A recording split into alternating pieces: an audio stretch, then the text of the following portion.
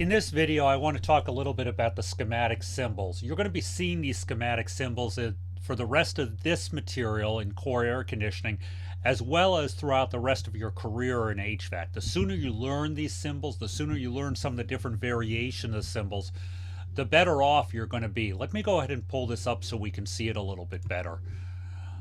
Okay. When we look at these symbols, these are sort of a universal language. Okay, so when you see this component over here, okay, when you see this component here, okay, that's the left one, you know it's a normally open contact. You have a normally closed contact, and you have a coil. Some of us draw it a little bit differently, okay, but it is still the same symbol. So in this case, what we want to do is we want to identify these symbols. In this case, we have a fan relay, okay, or a double pole relay. Okay, and again, let me pull this up a little bit more. Okay, this is a split phase motor. And in this case, it's a compressor winding. Okay. This is a red indicator light.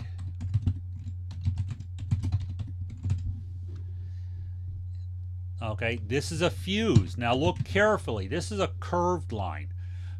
We also see relay coils drawn with more of a angular line here. So you have to look closely, but that's a fuse. This is a low pressure switch.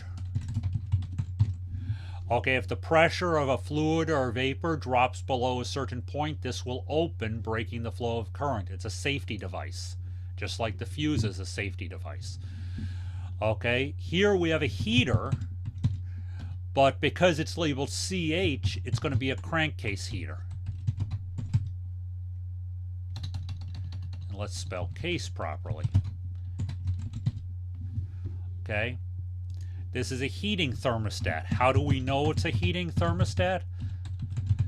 Because if you look at the symbol, it's going to close on a drop in temperature. Okay, it's going to close on a drop in temperature. I'll show you with the cooling thermostat in a minute.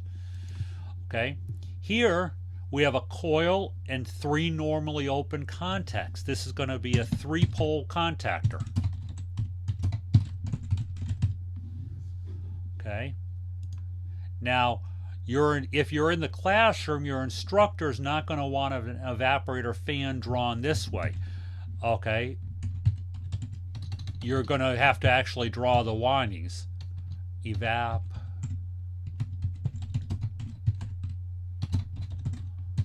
Okay, in this case, this is an evaporator fan motor. And because I can't spell, we're going to have to do a spell correct on that. Okay. This is another motor winding. Okay, this is with an overload. This has an internal overload. So this is a split phase motor with internal overload. The overload is over here on the left. These 2 little circles, semicircles that sort of come together. If there's too much amperage or heat, those will pop apart and wait for it to cool down. Okay, now we had a heating thermostat here, but take a look at the difference with number 11 up here. Okay, number 11 is going to be a cooling thermostat. Okay, the difference is that here on the heating thermostat side, we said if the temperature decreases, it closes. Here, if you look at it where it is in its normal position, it's normally open, but if the temperature increases, okay, it's going to close the circuit and allow the compressor and the cooling circuits to come on. This is just a switch, single pole switch. Okay, this is a high pressure switch. If the pressure rises, it's going to open. Okay.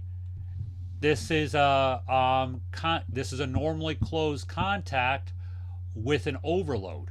Okay.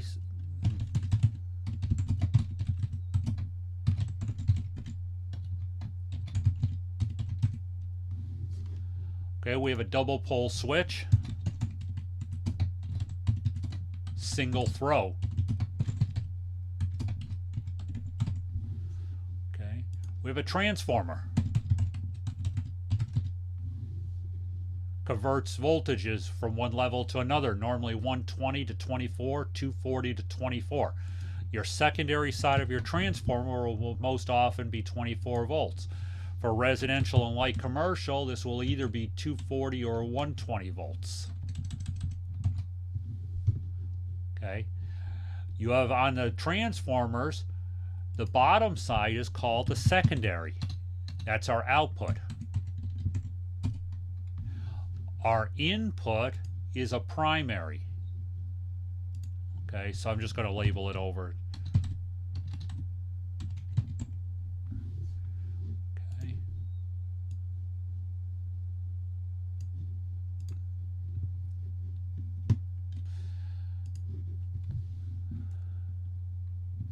Single pole, double throw switch. Okay. Push button or momentary switch.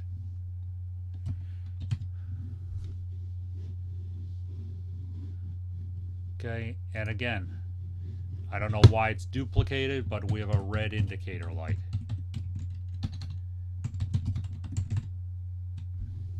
Now, knowing these symbols is required. Okay, the other thing you have to realize is that, oh, let's get this last one down here. This is sort of important. It's a time delay relay. Once power is applied to this, it's going to take a certain amount of time for this to close and then energize that coil that allows the rest of the circuit to energize. Well, you can always tell a time delay relay looks like a little hangman.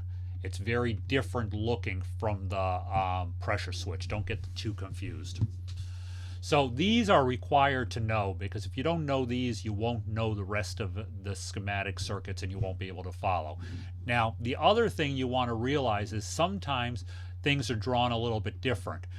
And as we talk about motors and everything else in the courses, we're going to talk about the difference between the shaded pole, the PSC, and everything like that. What I encourage people who are using PDF export or using a tool, a schematic tool or a sketching tool to do your schematics, make yourself a symbol sheet. You can't just copy and paste these because they won't fit in properly. But make yourself a symbol sheet where you can always go back and refer to, and you can cut and paste from your symbol sheet. Now, for those in the classroom, it's very likely your instructors in an exam won't allow you to cut and paste. But for labs and for worksheets and stuff like that, as long as you constantly are reminding yourself what the symbols are, it's fair game. But learn these basic schematic symbols, and there are additional symbol sheets we're going to talk about.